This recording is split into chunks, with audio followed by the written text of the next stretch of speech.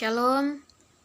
Pada video kali ini kita akan membahas materi tentang manajemen piutang. Pertama-tama kita harus tahu dahulu apa yang dimaksud dengan manajemen piutang. Apa yang dimaksud dengan piutang? Piutang itu adalah aktiva atau aset atau harta perusahaan yang ada karena terjadi penjualan secara kredit. Piutang juga merupakan aktiva yang menunjukkan jumlah tagihan yang dimiliki oleh perusahaan terhadap orang lain atau pelanggan atau perusahaan lain juga. Juga sebagai hasil dari penjualan barang atau jasa yang dilakukan oleh perusahaan. Tujuan untuk menginvestasikan dana dalam piutang ini yang pertama adalah untuk meningkatkan volume penjualan. Kenapa untuk meningkatkan volume penjualan? Biasanya ini dikarenakan saat kita menjual barang atau jasa secara cash, biasanya tidak semua pelanggan atau konsumen dapat membeli barang atau jasa yang kita tawarkan. Namun jika kita menjualnya secara kredit, konsumen mungkin akan sanggup membayar secara kredit atau bisa membeli produk atau jasa yang kita sediakan atau tawarkan pada konsumen. Kemudian yang kedua adalah untuk meningkatkan laba. Di sini, saat volume penjualan meningkat, otomatis laba yang didapatkan oleh perusahaan juga meningkat. Kemudian yang ketiga itu adalah untuk menghadapi persaingan. Karena pada zaman sekarang, banyak perusahaan yang memberikan kebijakan untuk memberikan pelayanan secara kredit kepada konsumen atau pelanggan untuk menjual barang atau jasa yang telah disediakan atau dihasilkan oleh perusahaan. Berikut, besar kecilnya investasi dalam perusahaan dipengaruhi oleh beberapa faktor. Yang pertama adalah volume penjualan kredit. Ini adalah faktor yang mempengaruhi besar kecilnya investasi dalam piutang. Nah, yang kemudian ini adalah syarat pembayaran kredit. Karena semakin lama atau panjangnya syarat kredit yang diberikan, maka semakin besar piutang yang dimiliki oleh perusahaan. Kemudian yang ketiga itu adalah ketentuan tentang pembatasan kredit. Yang keempat adalah kebijakan dalam pengumpulan piutang. Dan yang terakhir adalah kebiasaan membayar dari pelanggan. Kemudian biaya yang timbul berkaitan dengan piutang. Yang pertama adalah biaya pendanaan piutang tersebut. Yang kedua adalah biaya administrasi. Yang ketiga adalah pengumpulan piutang. Dan yang keempat adalah kerugian piutang tidak tertagih. Nah, untuk poin keempat ini biasanya memang dicadangkan dananya oleh perusahaan. Karena ada kemungkinan pelanggan yang tidak sanggup membayar kredit kepada kita atau kepada perusahaan. Nah, untuk melakukan penjualan secara kredit yang menimbulkan piutang ini, biasanya perusahaan harus melakukan analisis ekonomi piutang terlebih dahulu, yaitu menilai piutang dari sisi manfaat juga biaya karena di depan saya ulangi, untuk melakukan penjualan secara kredit yang menimbulkan piutang ini, biasanya perusahaan harus melakukan analisis ekonomi piutang terlebih dahulu, yaitu menilai piutang dari sisi manfaat juga biaya karena di depan sudah kita ketahui bahwa saat kita memiliki kebijakan untuk melakukan penjualan secara kredit, kita ketahui bahwa saat kita memiliki kebijakan untuk melakukan penjualan secara kredit, maka otomatis akan timbul biaya-biaya yang akan ditanggung oleh konsumen. Nah, jika dirasa manfaatnya lebih besar daripada biaya atau pengorbanannya, maka kebijakan penjualan secara kredit bisa dilakukan oleh perusahaan.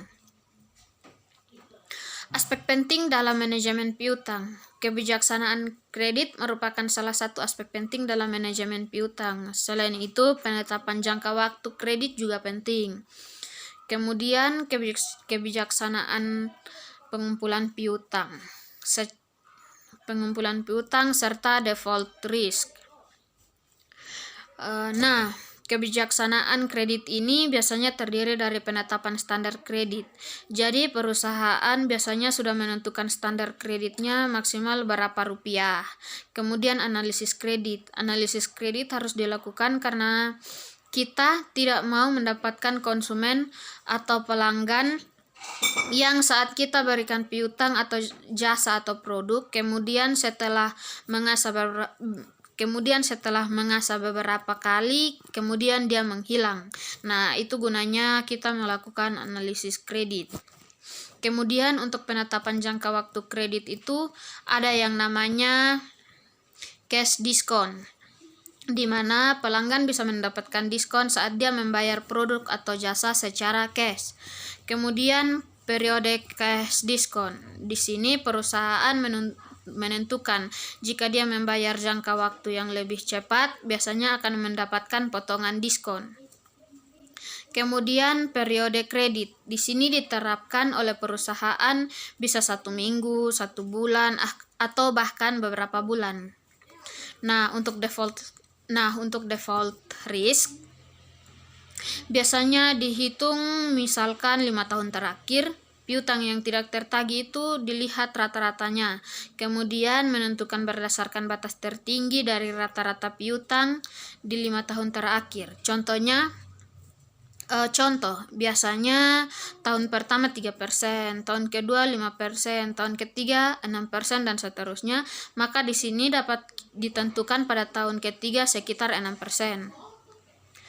Nah, untuk analisis kredit itu ada yang namanya 5C. Yang pertama, karakter, yaitu karakter dari setiap konsumen atau pelanggan itu juga perlu kita perhatikan, karena kita bisa melihat karakter dari pelanggan itu berdasarkan contoh dari kewajiban dari catatan masa lalunya. Jadi kita bisa melihat atau mencari informasi entah ke perusahaan lain atau mencari informasi ke bank lain, bagaimana karakter dari pelanggan tersebut, atau bahkan kita pernah berlangganan dan kita melihat catatan historinya, apakah setorannya lancar atau bagaimana.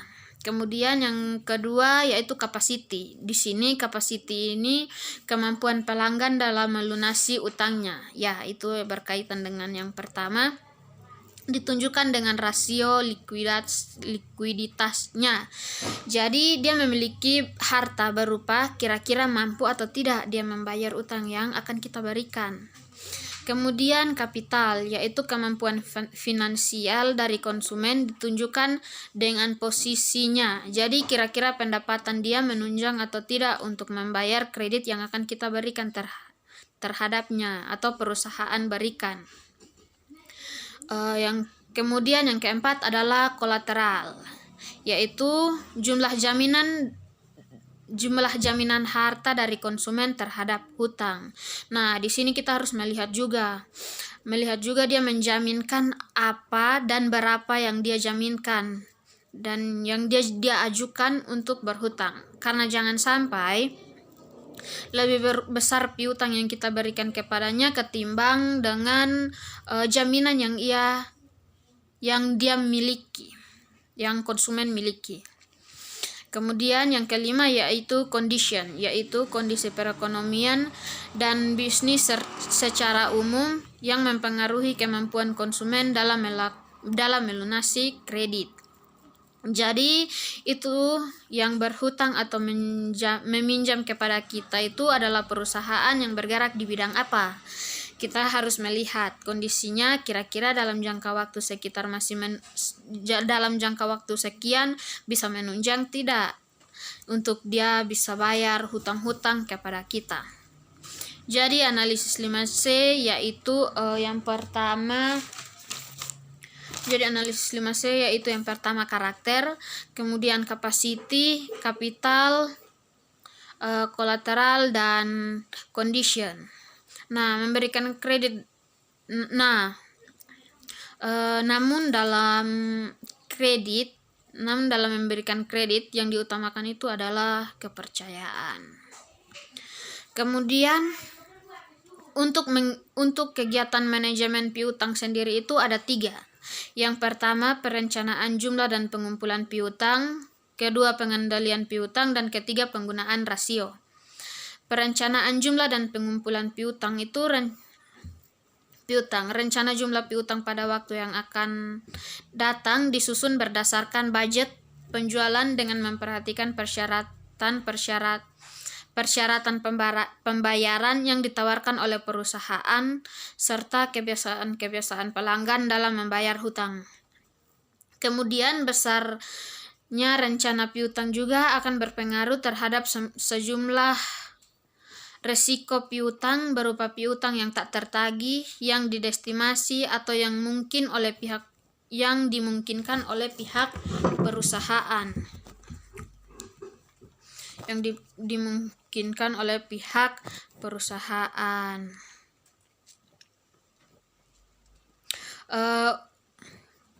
Untuk mengendalikan piutang ada penyaringan pelanggan, penentuan risiko kredit, penentuan potongan-potongan, pelaksanaan administrasi yang berhubungan dengan penarikan kredit, dan yang kelima yaitu penentuan ketentuan dalam menghadapi tunggakan yang terjadi. Untuk penggunaan rasio untuk menghitung tingkat perputaran piutang dan juga rata-rata pengumpulan piutang. Kemudian membandingkan rasio-rasio itu dengan tahun sebelumnya. Kemudian kita bisa menggambarkan untuk masa depan maupun kelompok industrinya. Tujuan manajemen piutang itu pastinya adalah yang pertama, semua tagihan bisa tertagih dalam waktu yang sesingkat mungkin. Kemudian meminimalkan siklus piutang, karena semakin banyak siklus piutang, maka biaya yang ditanggung oleh perusahaan juga semakin besar. Yang ketiga, kemudian adalah untuk meminimalkan biaya pengumpulan piutang. Untuk perputaran piutang sendiri, kita bisa menghitung dengan melakukan perhitungan dengan rumus penjualan kredit dibagi rata-rata piutang. Itu kita bisa menghitung tingkat perputaran piutang berapa kali.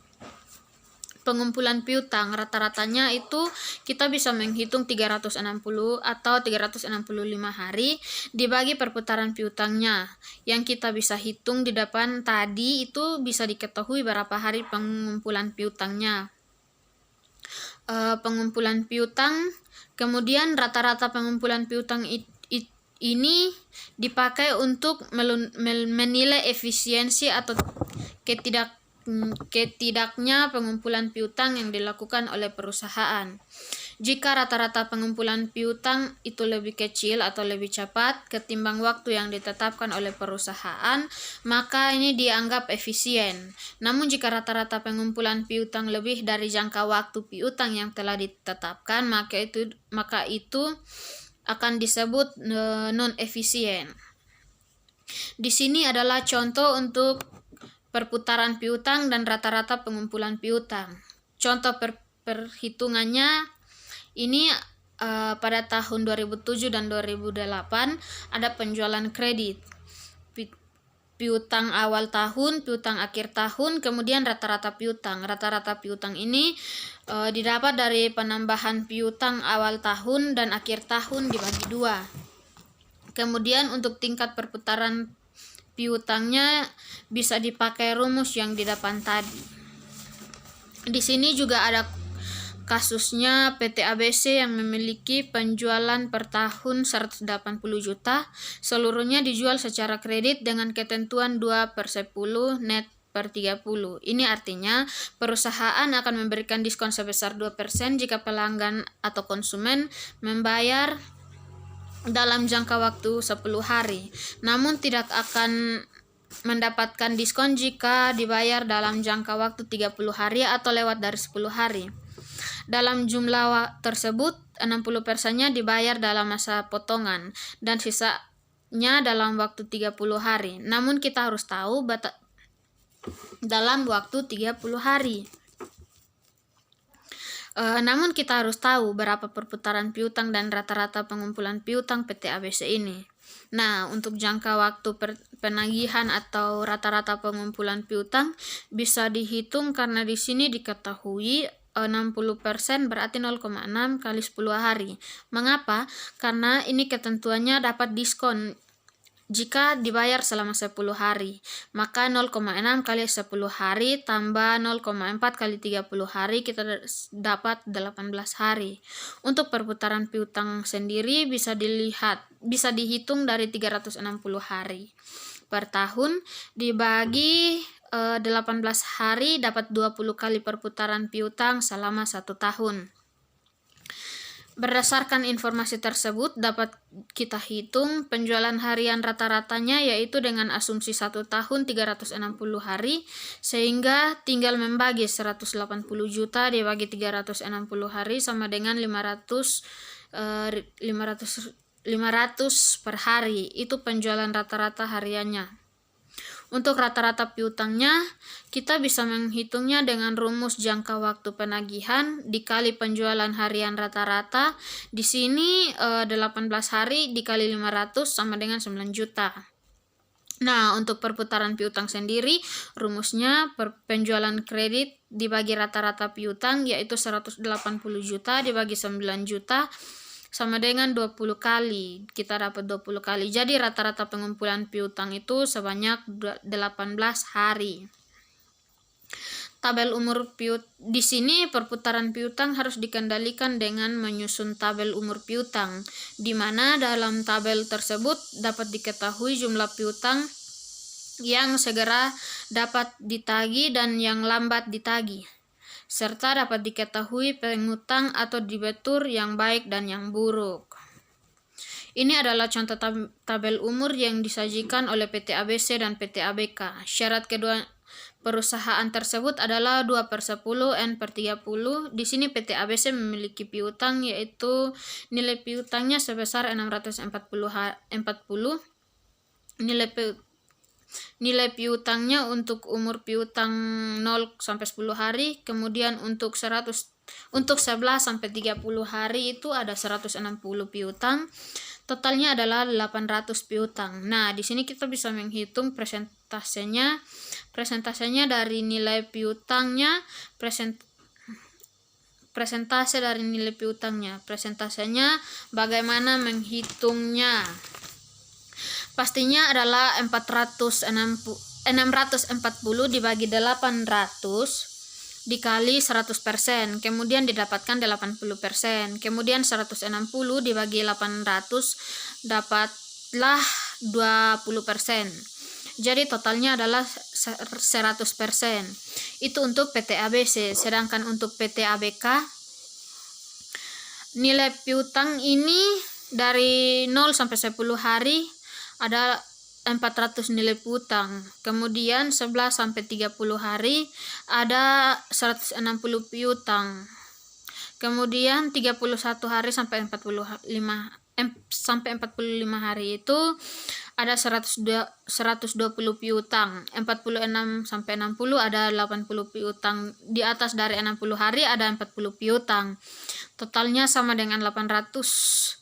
Nilai piutangnya sama 20% juga. Nah, dari total ini kita melihat dari PT ABK ini ternyata yang umur piutang 0 sampai 10 hari hanya 50% saja yang membayar antara 0 sampai 10 hari. Selain dari itu lebih dari 10 hari. Nah, ini berarti bahwa PT ABC itu lebih baik dari PT ABK karena semua pelanggan membayar tepat waktu, yaitu yang pertama adalah 80% pada hari ke-10 dan sisanya 20% membayar pada hari ke-30. Sedangkan PT ABK pelanggannya tidak tepat membayar sesuai dengan perjanjian kredit. Karena sebenarnya sesuai dengan perjanjian kredit maksimalnya adalah 30 hari. Namun di tabel ini terlihat bahwa ada bahkan sampai sebesar 5% piutang yang dibayar di atas 60 hari. Di sini ada contoh gajah duduk di dalam Palima. Gajah duduk di Palima. semula melakukan penjualan secara tunai. Awalnya dia melakukan penjualan secara tunai, namun yang tercapai di setiap tahun mencapai rata-rata sebesar 800 juta saja. Karena itu, perusahaan berencana untuk menawarkan syarat penjualan kredit, yaitu N/60, atau diberikan waktu tenggang selama 60 hari. Ini berarti bahwa pembeli bisa membayar pembeliannya mereka pada hari ke-60. Diperkirakan dengan syarat penjualan yang baru tersebut akan dapat meningkatkan penjualan sampai dengan 1 miliar 50. Margin kontribusi yang diperoleh sekitar 15%. Kemungkinan piutang tak tertagih sebesar 1%. Apakah perusahaan perlu beralih ke penjualan kredit jika biaya modal sebesar 16%? Manfaat tambahan keuntungan karena tambah penjualan 15% dikali dengan 1 miliar 50 juta dikurang 800 juta sama dengan 37 juta 500.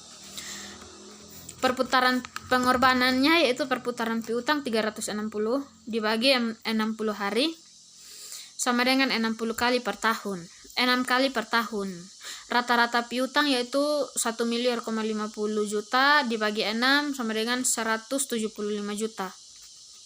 Di mana yang diperlukan untuk membiayai investasi piutang sebesar 85% dikali 175 juta, dapatlah 148,750.